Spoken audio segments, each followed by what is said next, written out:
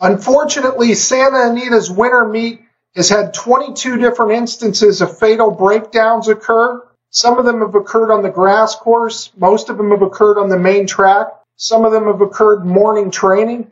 Others happened in races. I don't want to focus on the Santa Anita situation and all the bad headlines and press it's getting. I think there's a more broader, more important issue to focus on, and that is the evolution of the racehorse and the evolution of horse racing in America. You see Henry Ford here. He famously invented the Model T car in the year 1908. Car is short for horseless carriage. They called the car the horseless carriage at first, shortened it from horseless carriage to car. Anyway, Henry Ford is attributed with saying, if I had asked people what they wanted, they would have said faster horses. Now, the only reason I showed you this quote is because I want to hammer home the fact that horses were used as transportation animals, as war animals, and as work animals in the streets of cities. For those who don't know, the horse was domesticated about 6,000 years ago. And Henry Ford, the innovator here, he only came around about 100 or so years ago. So there's a 5,900-year window there where horses were domesticated, and their most valued trait over that time of domestication was obviously their durability and their hardiness. There are few worse feelings than when your car goes bad, doesn't want to start, has issues. Imagine you've got to be somewhere 50 miles away from your home and your car all of a sudden breaks down. Nowadays, you just get on your cell phone and you call AAA. But in those old days, you were in a lot of trouble. So you wanted your transportation vehicle, which would have been your horse, you wanted him to be durable. If you had him in a war, obviously they don't use horses in wars anymore, but they did for a good chunk of time that horses were domesticated for. And you would want them to be tough, hardy, durable animals in war. If you got them pulling water carts in the street, pulling wine carts in the street, as taxi cabs in the street, you would want them tough, hardy animals.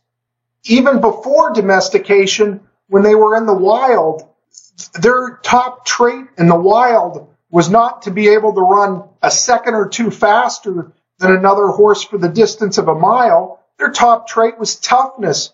So throughout that entire evolutionary process of that animal, durability and toughness are key traits. And speed over the distance of a mile certainly isn't.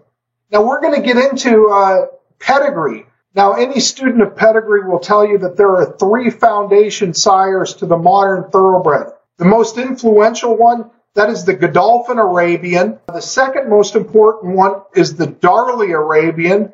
And the third most important one is the Byerly Turk. All right, we're going to take a closer look at the Godolphin Arabian. And wait till you hear this story. You see here it says, Mr. Coke of Norfolk, a Quaker of humanitarian instincts, happened to be in Paris and one day noticed a horse being badly abused there in the streets. His sympathies being aroused, he interceded for the animal and finally brought him to rescue from mistreatment. At that time, he was drawing a watering cart. Mr. Coke took this horse home to England with him, but having no use for him, presented him to a man named Williams, who kept a coffee house in London, which was frequented by men of sporting tastes. Among these was the Earl of Godolphin, who in 1730 wanted a stallion to use as a teaser for his stallion Hobgoblin. And Williams, having, like Coke before him, no use for the little horse that the last name had picked up in Paris, gave him to Lord Godolphin. It continues, Godolphin Arabian, a Frenchman. According to tradition, in 1731, his lordship's broodmare, Roxana, was refused by Hobgoblin, on account of which she was bred to the humble teaser. What this is saying here is that basically the Godolphin Arabian's role was to excite the mares, get them receptive for the stallion to come in. So he would get Roxana worked up, and then they would bring in the stallion Hobgoblin, but Hobgoblin refused Roxana. Maybe he didn't like the way she smelled or the way she looked or whatever, but they could not get Hobgoblin to breed to Roxana. So rather than leaving Roxana uncovered for the year, they had the teaser, who was the Godolphin Arabian, cover her.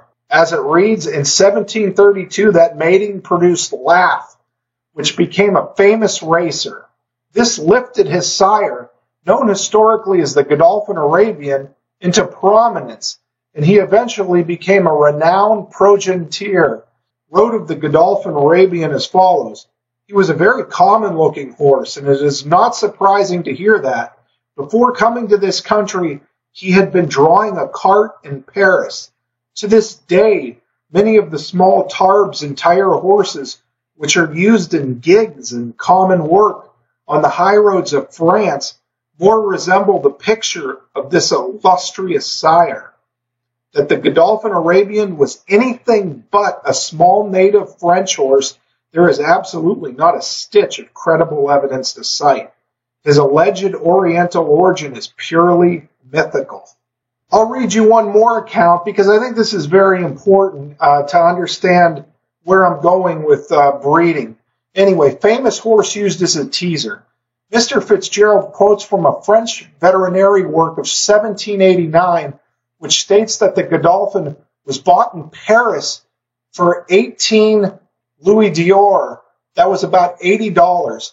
The facts seem established that after Mr. Coke got him home to England, he made a present of him, so he gave him away. He made a present of him to one Williams, the keeper of a coffee house in London, which was frequented by devotees of the turf. One of these was Lord Godolphin, who, expressing the wish to procure a teaser for his fashionable stallion Hobgoblin, Williams in turn gave the little Frenchman to him, and the horse went to Hobgoblin Hall at Gog Magog Hills, and assumed that role until accident, which molds in so surprising a fashion so many destinies, both human and equine, lifted him out of it and into immortality. These circumstances are proof of the fact that he was considered practically valueless. At that date, Oriental horses were in keen demand in England and commanded high prices. Had there been any idea, either from his history or his individuality, that the ex-Paris cart horse was one, he certainly would not have been twice given away and then converted into a teaser. The whole fabric of fiction about his having come originally from some royal stables in Barbary to the royal stable of Louis XV in France, for which, through intrigue or jealousy, he had been an outcast upon the streets of Paris, originated many years ago, after he had become one of the great fathers of the British thoroughbred. It was then thought necessary to deck him out with an Oriental origin and royal ancestors. It is the fashion among the nobility and gentry of Great Britain to trace their ancestries back at least to the time of the Norman conquest, and if their fancy dictates, even to that of Alfred the Great, if not of Boadicea. Anyway, sorry for enduring my painful reading of this, but just very important to know that the Godolphin Arabian was an abused cart horse in the streets of Paris. They treated him like a kid would treat a beater. I mean, he was asked to do a lot. He was rescued. He was twice given away. But this is your foundation sire, one of your three foundation sires of the modern thoroughbred, and he's the most influential one. Now, I've done a lot of research on the other two, the Darley Arabian and the Byerly Turk. All right, now on to the Darley Arabian. Now, the Godolphin Arabian is the horse that thoroughbreds have the most crosses to in their pedigree, whereas the Darley Arabian he is the dominant sire line because Eclipse is from his sire line. Anyway, let's do a little research and take a closer look at him. Now we reach the Darley Arabian, the progenitor of the line of lines, that of Eclipse. Here at last we find a genuine Oriental horse. He was bought, it appears, in Aleppo by a Mr. Darley, an English trader there, and shipped to his brother in England in about 1700. The accounts of the transaction openly say that Brother Darley obtained him for an inconsiderable sum. It is said in trade for a musket, so he was traded for a gun, a musket, and a small amount of money from a fugitive Bedouin, who, according to his own story, had stolen him from a member of a rival tribe. Anyway, I mean, this goes on and on and on and on. I mean, you could pause it and read it if you want. But the fact is, the Darley Arabian was a horse that was stolen by a bandit. He was traded for a musket. Eclipse was from the Darley Arabian sire line, and that's why the Darley Arabian sire line is the most dominant one today. But he was a horse that come from Syria, Aleppo, Syria, where, just got bombed to smithereens in a war there. But I could also produce, some stuff like this on the Byerly Turk, but I don't want to. I don't want you to have to endure me reading this stuff. I mean, these are real. These are taken from over 100 years ago. Some of these cuts here. But basically, if you're wondering about the Byerly Turk, he was actually in a war. He was a war horse. But anyway, you get the gist of what I'm pointing at here, that these foundation sires, these are some tough hombres. And the key name to focus on here was Eclipse. That's the horse that the Eclipse Awards are named after. All the thoroughbreds in America trace back to Eclipse. When Eclipse made his career racing debut, his first race was 3 4-mile heats. So he had to run 12 miles in one day in his first race. And Eclipse ran in the 1770s. So even as recently as the 1770s, these horses were, first-time starter runs 12 miles. All right, this is my Twitter account. It's at Dougie Sal. If you want to follow me, you can follow me on Twitter at Dougie Sal. Anyway, I posted some tweets a couple days ago about this subject, and this was really the first one here. And I say you have to study old PPs, old past performances to see it. But generally speaking, horses in 1900 were much tougher than in 1910. And they were much tougher than the horses in 1910 were tougher than the horses in 1920. The 1920 horses were tougher than the 1930 horses. The 1930 horses were tougher than the 1940 horses, and so on. All right, this tweet here is about a thoroughbred named Logan. He made 346 starts in the 1890s. He averaged over 1 start per week for 6 years. Logan retired perfectly sound. The DRF past performances only go back to 1894. I'm sure there were horses in the 1880s who made Logan appear like a soft and pampered horse. Now take a look at Logan's record here. You see, as a 4-year-old, he made 57 starts. As a 5-year-old, he made 73 starts. As a 7-year-old, he made 61 starts. As an 8-year-old, he made 71 starts. As a 9-year-old, he made 54 starts. He made 346 starts altogether, 175 races. But anyway, the key point to take away from this tweet is, my God, this horse looks like the most toughest iron horse ever. And he is, as far as I could see in past performances, but those past performances only go back to the 1890s. If I had past performances from the 1880s available to me, I would find a tougher horse than this, and I would find horses in general are tougher in the 1880s than the 1890s. That's my theory. I can't say that for sure because I don't have access to those past performances. The daily racing form didn't exist. Past performances in general did not exist at that time. Hopefully you're getting my point here. Horses are continually getting less and less durable. All right, moving along. This is a tweet about Ogden. He was a champion 2-year-old Ogden, but this was during his 7-year-old season. He actually won 2 races on the same card.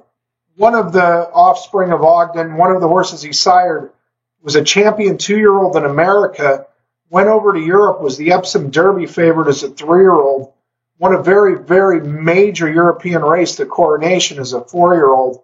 Ogden also sired another horse who was a champion 3-year-old in America, who won 15 stakes races in America.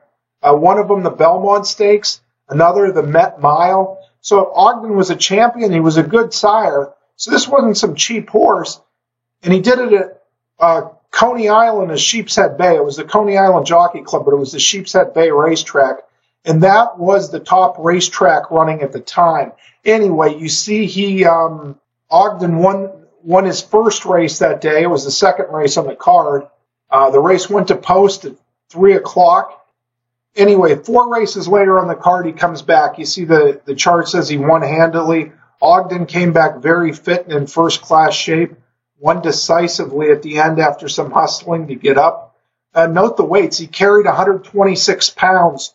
The fourth-place finisher only carried 88 pounds. There were jockeys in those days that could do extremely light weights. I'll show you an amusing clip at that time. It says Whitney after star lightweight. H.P. Whitney, of course, is a famous American racing figure, but he was in London, England at the time, and he's offered a big retaining fee of the services of the present season of Frank Wooten, the English jockey who was second with 129 wins in the list of winning jockeys in 1908. He rides at 84 pounds, so he tacks 84 pounds. Frank Wooten, who is but 15 years old, last year refused an offer of $10,000 a year with a 10-year engagement to ride for Vale Picard, the French sportsman. He is reported to have earned $25,000 last year. $25,000 for a 15-year-old kid in 1908, that's big money. Adjusted for inflation, that's a fortune. He might have beaten Mayer's record of 139 wins last year, but for the fact that he was under suspension for a month for unfair riding. And obviously in America, they had the same thing. They had jockeys riding very young who were able to do very light weight. Maybe they had some jockeys in America who could do 69 pounds that I saw. But Alonzo Clayton was a jockey, a black jockey, who won the Kentucky Derby as a 15-year-old. So if you're wondering about which jockey holds the record for youngest to ever win the Kentucky Derby, I believe it was Alonzo Clayton. He was 15 years old when he won it. Anyway, I got a little distracted there with that 88-pound weight that this jockey here, Kramer, did. Believe it or not, that there was once the Chester Cup of 1844, top handicap race in Europe. Usually gets like 30, 40 horses in it back in the day. But that was won by a horse named Red Deer, and his jockey carried just 54 pounds. To me, it's amazing not only that the jockey could make a 54-pound weight assignment, but that he actually had lead in his saddle because he could do 49 pounds. So he carried some dead weight with the 54 pounds. But that was Red Deer, the 1844 Chester Cup. Human beings were smaller back then, too. I don't think you'll ever see another jockey. You'll never see another horse get assigned 54 pounds. You'll never see another important race won with a 54-pound weight assignment. But anyway, that's Ogden, top horse, top sire.